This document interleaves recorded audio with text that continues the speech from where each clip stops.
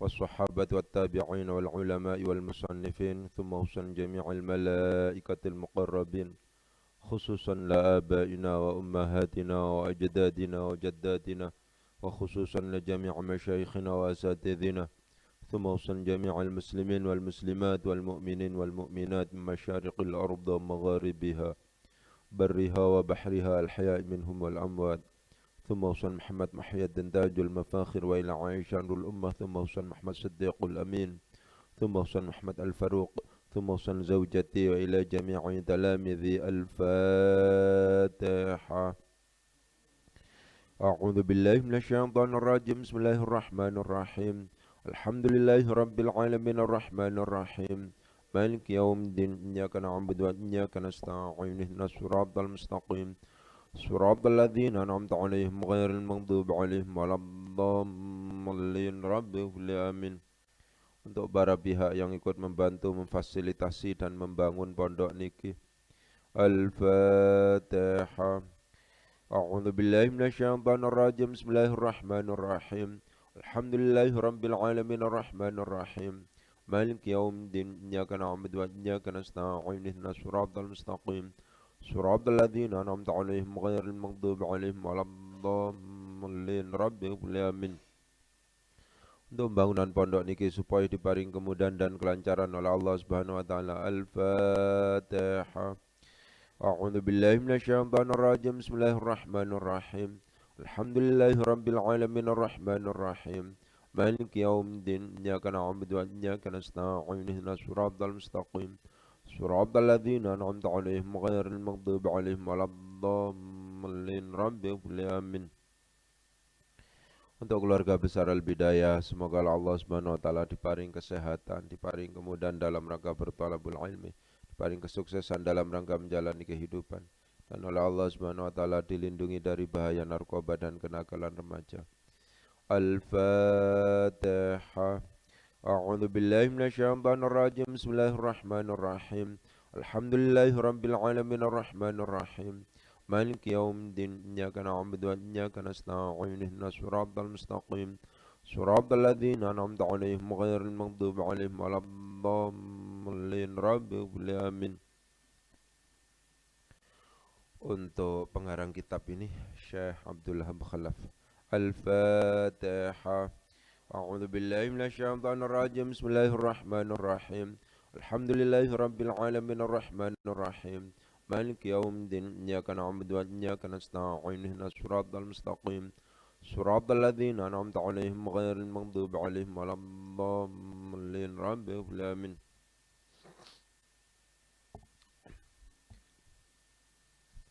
Yang kemarin masih ada yang belum tuntas dianalisis ya. Untuk pengayaan. Bismillahirrahmanirrahim. Thumma moko kari-kari dawana membukukan. Fa'il saking dawana sopo al-imamu imam. Rupane Abu Abu Yusuf. Sahibu Abi Hanifata. Sahibu Abi Hanifata kang dadi pendukunge Abu Hanifah, kang dadi murite Abu Hanifah. Membukukan maf'ul bih saking dawana iddata kutubin ing sejumlah pira-pira kitab fil fiqhi ing dalam fikih.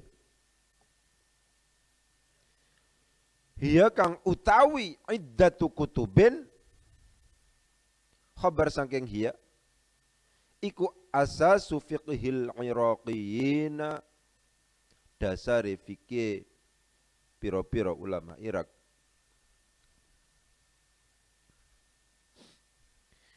Wadawana dan membukukan wadawana lan membukukan sapa al imamu imam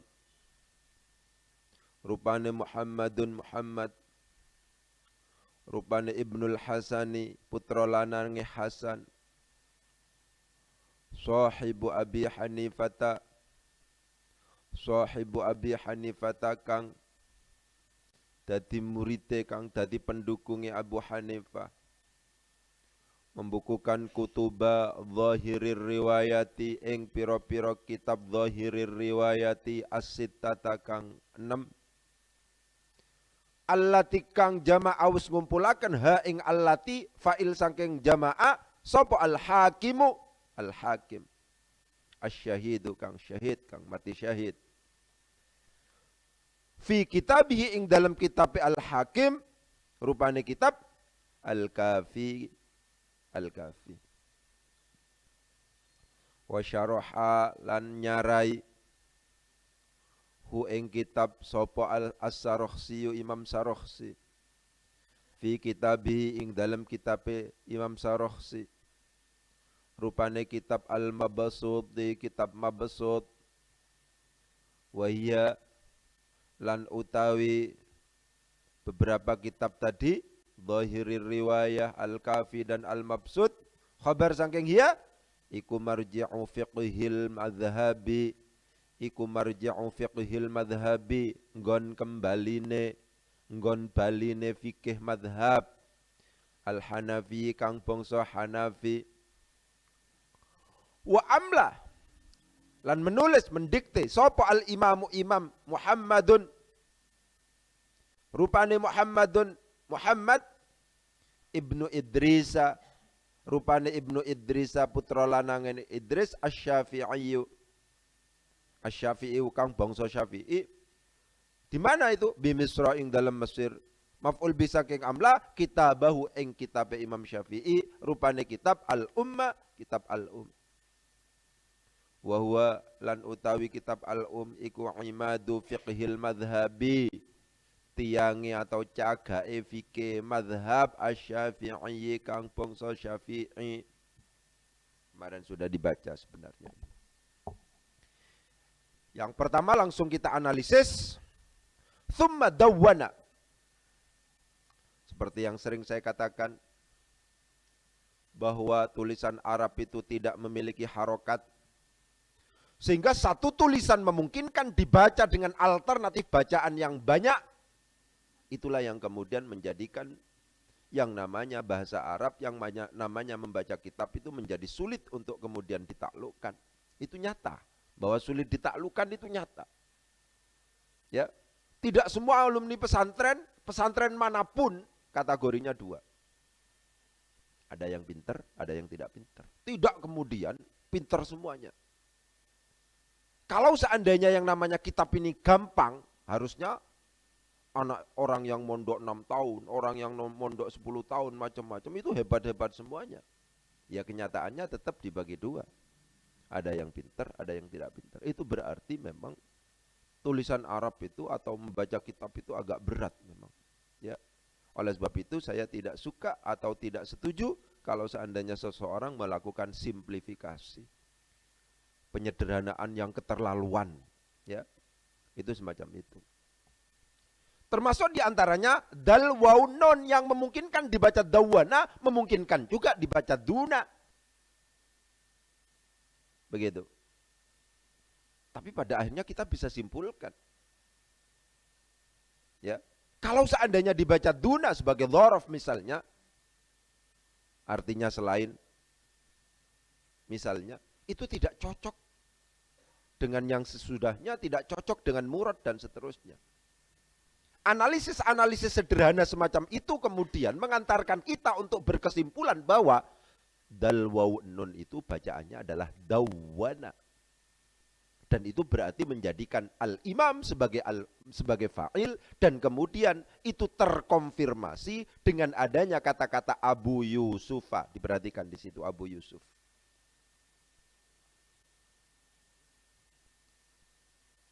Seperti yang pernah saya katakan, ketika i'rab itu tandanya adalah berupa huruf, maka sejak awal memberikan informasi yang spesifik kepada kita, ya, tentang kedudukan i'rabnya itu apa kira-kira.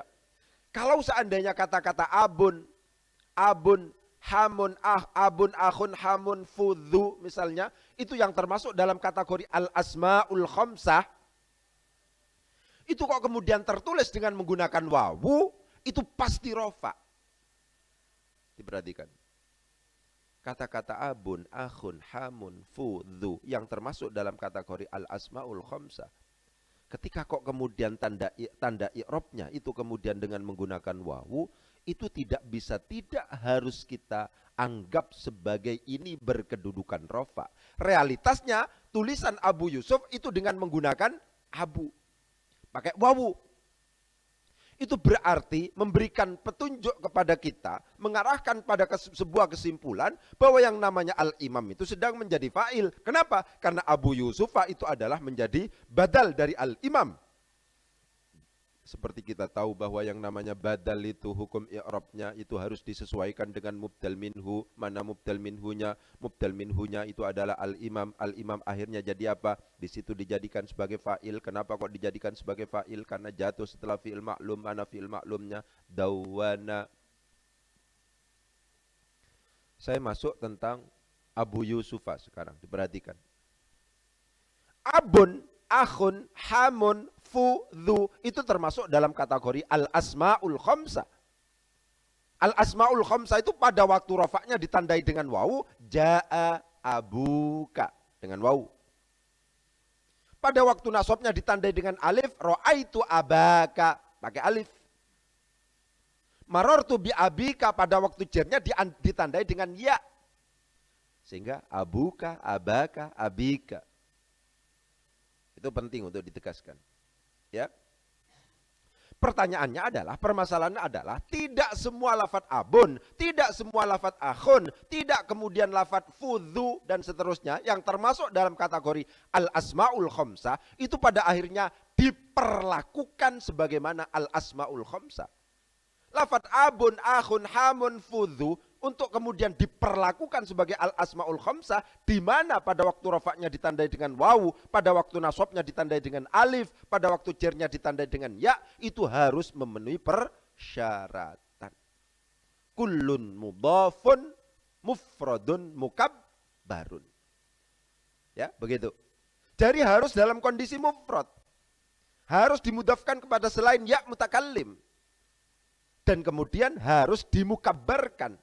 Dimukabbarkan itu maksudnya apa? Tidak ditasghir. Tidak ditasghir itu apa? Tidak diikutkan pada wazan fu'ailun. Meskipun lafadz abun yang termasuk dalam kategori al-asmaul khamsah, tapi dia tetap pada akhirnya di'i'rabi tanda rofaknya dengan menggunakan dhammah, pada waktu nasabnya ditandai dengan fathah, pada waktu jernya ditandai dengan kasroh. Kalau seandainya dia itu misalnya tidak dimudhafkan, dia itu tidak dalam kondisi mufrad, dia itu tidak dimukabbarkan. Ja'a abun, ra'aitu aban, marartu bi abin, tidak ada pakai wawu di situ. Kenapa? Karena abun di situ tidak memenuhi persyaratan untuk kemudian diperlakukan sebagaimana al-asmaul khamsah, di mana pada waktu rafa'nya ditandai dengan wawu, pada waktu nasabnya ditandai dengan alif, dan pada waktu jernya ditandai dengan ya. Kenapa? Karena abun di situ tidak dimudhafkan.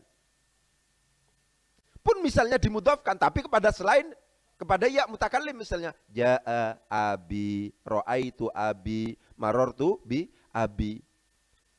Di situ tidak dengan menggunakan wawu pada waktu rafa'nya, tidak menggunakan alif pada waktu nasabnya, dan juga tidak menggunakan ya pada waktu jernya. Ini sekedar mereview ulang ya. Ini insya Allah panjenengan sampun kenal semuanya gitu ya. Tapi karena yang ngaji kita itu ya banyak di luar sana misalnya, itu kita harus tegaskan bahwa lafadz abun, lafadz akhun, lafadz hamun, lafadz fudhu yang termasuk dalam kategori al-asmaul khamsah itu pada akhirnya diperlakukan sebagaimana al-asmaul khamsah ketika memenuhi persyaratan. Kalau seandainya tidak memenuhi persyaratan, maka dia tidak diperlakukan sebagaimana al-asmaul khamsah. Maksudnya perlakuan asmaul khamsah itu bagaimana? Pada waktu rafa'nya ditandai dengan wawu, itu maksudnya diperlakukan sebagaimana al-asmaul khamsah.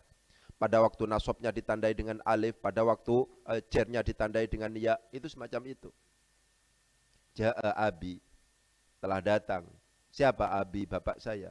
Ra'aitu abi, ra'aitu, saya melihat abi, bapak saya misalnya.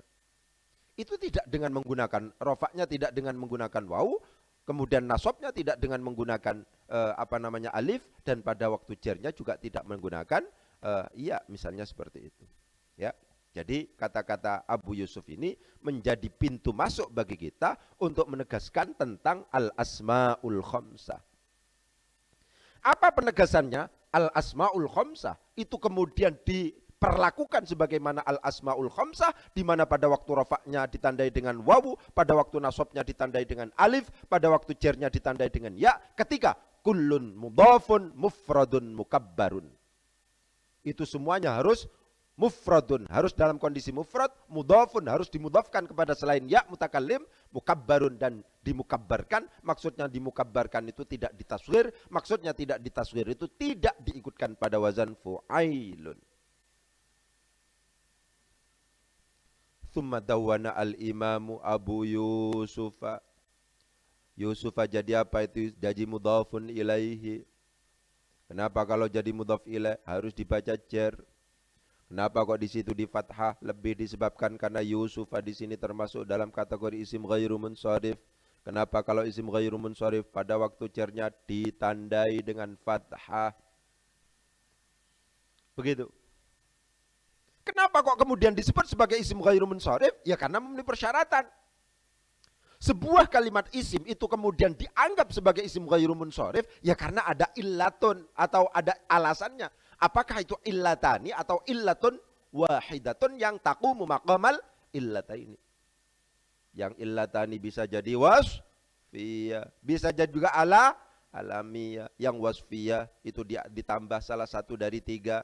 Ada yang namanya waznul fi'li, ada yang namanya ziyadatul alif wan nun, ada yang namanya udul.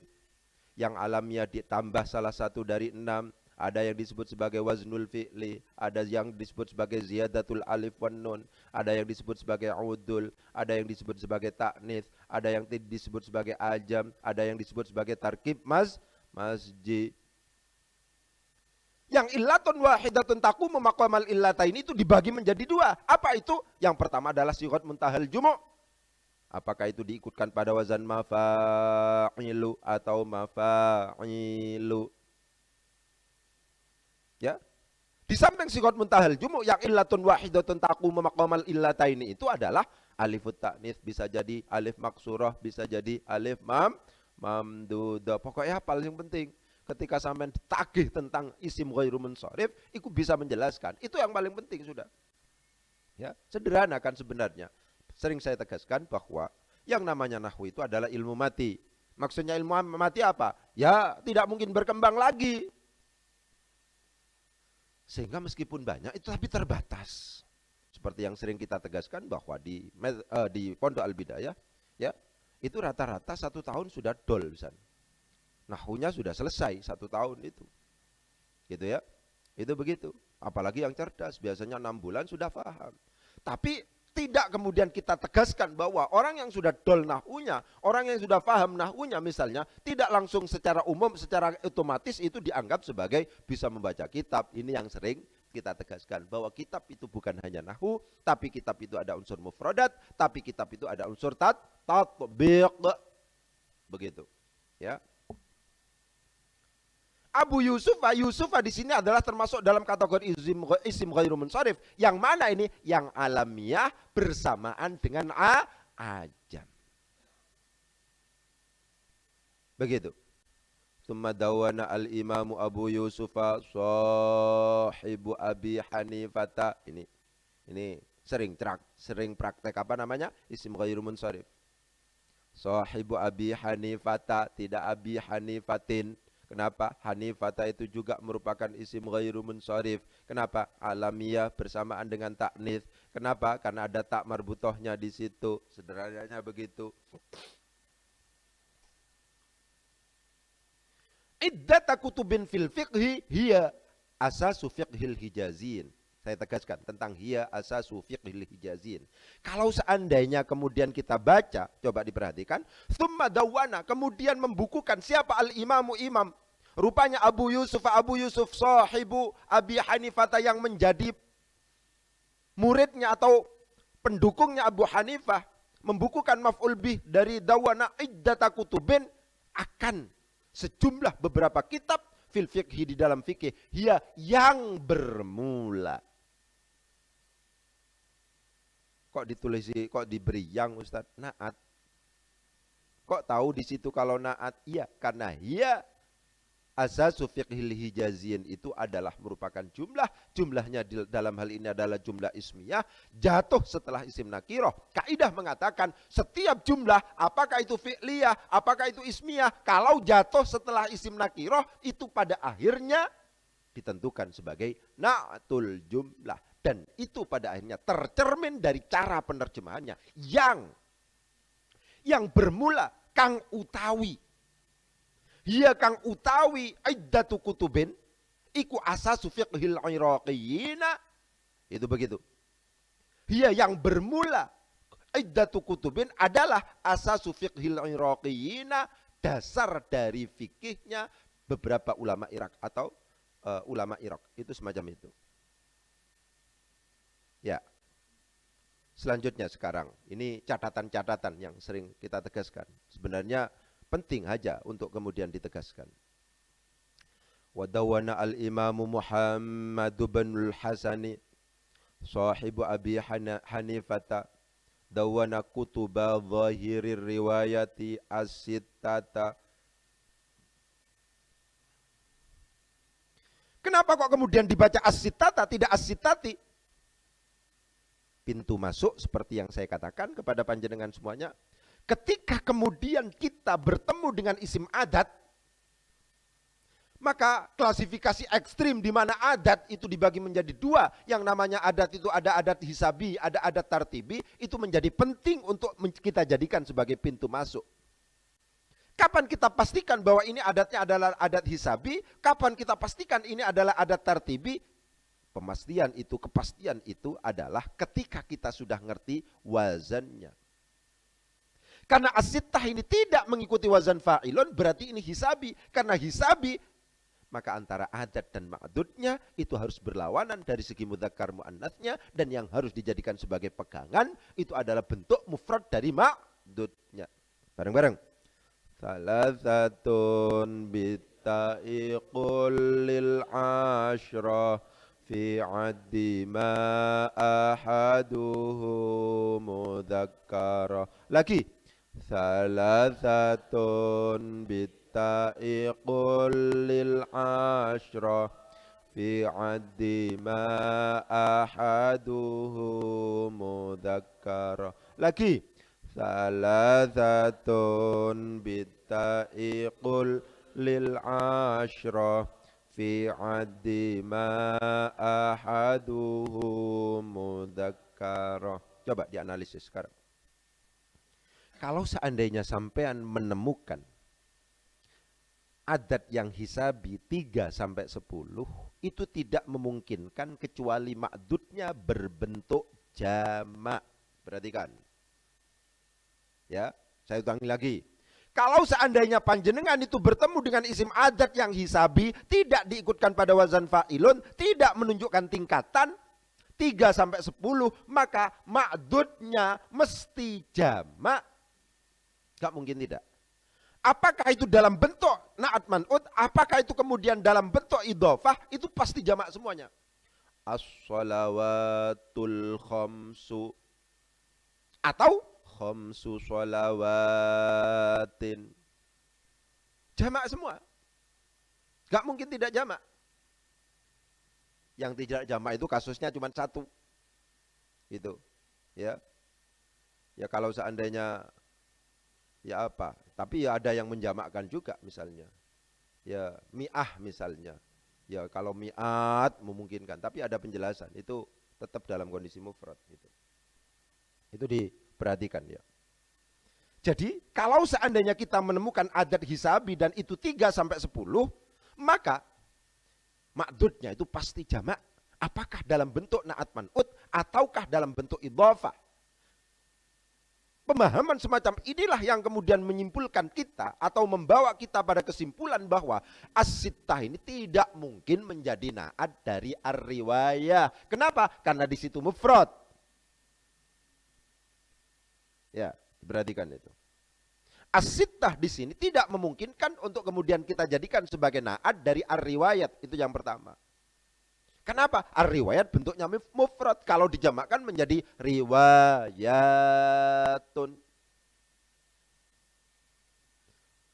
Tak yang ada dalam riwayatun di sini adalah merupakan tak marbutoh, bukan tak maftuhah. Itu mengindikasikan, itu merupakan indikator bahwa ar-riwayat itu adalah bentuk mufrad. Berarti yang pertama itu menyalahi aturan di mana yang namanya ma'dud dari 3 sampai 10, apakah dalam konteks ya na'at man'ud ataukah dalam konteks idhofah, itu harus jamak. Itu catatannya. Yang kedua adalah itu juga tadi yang kita bacakan itu as-sittah, itu jelas sejak awal pakai tak marbutoh. Begitu. Kalau seandainya kemudian ini dimaksudkan untuk kemudian menjadi na'at dari ar-riwayah, itu gak cocok. Kenapa? Ar-riwayah itu ada tak marbutohnya juga. Bentuk mufradnya itu adalah mu'annas. Kalau seandainya dimaksudkan bahwa di situ adalah menjadi na'at dari ar-riwayah, pasti di situ bukan as-sittah tapi as-sittah tanpa tak marbutoh. Misalnya seperti itu. Ya. Ini analisis-analisis yang kemudian menegaskan pada kesimpulan bahwa as-sittah ini sedang menaati kutubah, bukan sedang menaati ar-risalah, ar-riwayah. Coba ini. Sampean kalau seandainya sudah mampu berpikir seperti itu, ketika baca kitab, itu enak sudah. Tapi tidak pokok ngawur.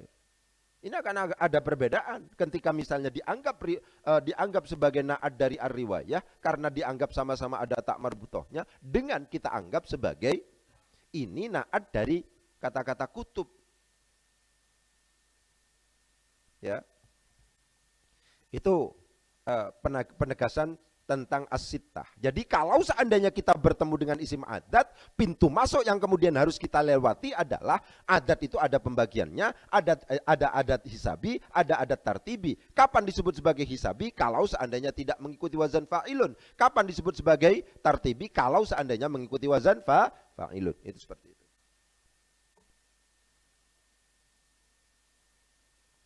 Yang selanjutnya kita allati, seperti yang sering saya katakan, ini adalah mausul khos. Pokoknya kaidahnya begitu.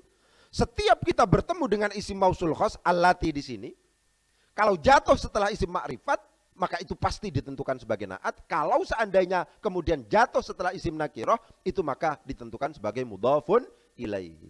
Antara ibnul ladzi dengan al-ibnul ladzi itu beda. Ya. Al-ibnul ladzi yaqra'ul qur'ana mahirun. Ibnul ladzi yaqra'ul qur'ana mahirun. Itu beda pengertiannya. Anak laki-laki yang sedang misalnya membaca Al-Quran itu pintar. Berarti al-ladzinya itu adalah anak laki-laki. Kalau ibnul ladzi, anaknya orang laki-laki. Anaknya orang laki-laki yang sedang membaca Al-Quran itu mahir, itu pintar. Itu begitu. Ya. Jadi allati adalah isim mausul khas. Setiap isim mausul khas apabila jatuh setelah isim ma'rifat itu ditentukan sebagai na'at. Apabila jatuh setelah isim nakiroh itu ditentukan sebagai mudhafun ilaihi. Karena realitasnya di sini jatuh setelah isim ma'rifat, maka allati di sini ditentukan sebagai na'at. Kemudian penegasan yang selanjutnya adalah tentang syarahahu as-Sarokhsi. Begitu. Perhatikan, ini masalah penerjemahan. Kadang-kadang yang namanya arti yang ada di dalam kamus itu tidak mewakili apa yang kemudian dimaksudkan oleh teks. Kata-kata syaraha kalau seandainya kita lihat di dalam kamus artinya menjelaskan. Ya, begitu. Padahal di sini tidak dalam konteks itu. Dalam konteks literatur atau tulis karya tulis dalam khazanah klasik, itu kita ada mendengar kata-kata mutun atau matan. Itu kitab asal. Penulis pertama. Kemudian setelah matan ada syarah. Kalau seandainya kita contohkan misalnya matannya itu adalah takrib. Misalnya begitu. Lah, matan itu kemudian disyarai. Istilah yang muncul disyarai.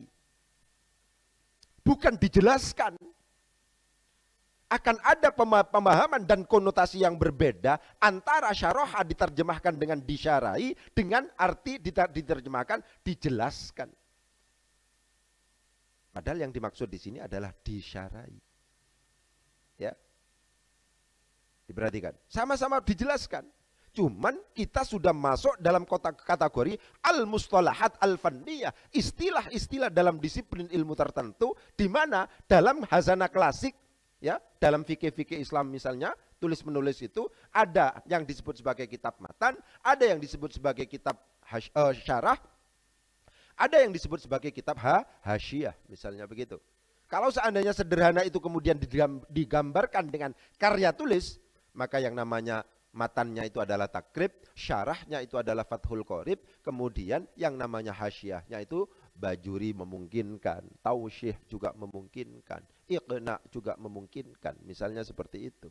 Itu apa namanya hierarki, ada kitab matan, ada kitab syarah, ada kitab hasyiyah. Sehingga saya tegaskan di sini model penerjemahan kalau seandainya dan dijelaskan, disyarai, kalau dalam bahasa itu disyarai. Kalau seandainya kita sedang menerjemahkan, terjemahannya syarahahu jangan diterjemahkan dijelaskan, tapi disyarai. Setelah itu kata-kata disyarai diberi catatan kaki kalau seandainya sampean sedang menulis makalah. Disyarai, yang dimaksud di syarah di sini adalah begitu. Jangan kemudian dijelaskan dan dijelaskan oleh Imam Sarakhsi, jangan begitu, tapi disyarai oleh Imam Sarakhsi. Itu begitu. Karena apa? Kita sudah masuk pada terminologi tertentu di mana syarah itu dianggap sebagai kitab yang menjelaskan kitab matan. Ada juga syarah dianggap masih belum jelas, disyarai lagi dalam bentuk hasyiyah.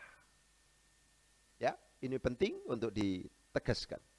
Jangan sampai kemudian ketika kita menerjemahkan syarahahu dijelaskan. Syarah itu menjelaskan, hasyiyah juga menjelaskan, tapi beda. Gitu ya. Kalau syarah itu adalah berangkat dari matan, kalau hasyiyah berangkat dari syarah. Itu semacam itu. Ya. Selanjutnya yang perlu dijelaskan lagi di sini kata-kata amla. Ini bab iqlal agar kita pengalaman. Bagaimana kaidahnya? Idza taharrakatil waw wal ya'u ba'da fathatin muttasilatin fi kilmataihima ubdilata alifan. Begitu. Idza taharrakatil waw wal ya'u, apabila ada waw dan ya berharokat ba'da fathatin muttasilatin, jatuh setelah fathah yang sambung fi kilmataihima dalam satu kalimat, ubdilata alifan, maka waw atau ya itu harus diganti dengan menggunakan alif. Itu begitu. Jadi amla ini asalnya amlaya. Iya di sini kemudian diganti dengan alif. Buktinya di sini apa? Tidak diharokati. Alif karakternya tidak diharokati. Amla, panjang tok. Asalnya amlaya. Kenapa kok kemudian ya itu harus dirubah, diganti dengan menggunakan alif? Lebih disebabkan karena memenuhi persyaratan. Dua. Apa dua itu? Litaharrukiha. Yang pertama karena dia berharokat. Wanfitahi ma qablaha. Harokat huruf sebelumnya adalah fathah. Karena demikian, kalau seandainya kata-kata amla ini kemudian dimajhulkan, maka menjadi tidak memenuhi persyaratan. Karena tidak memenuhi persyaratan, akhirnya ya itu tetap pada akhirnya dibunyikan. Amla kalau dimajhulkan menjadi umliya. Atau kalau seandainya dimajhulkan menjadi u'tiya. Kenapa?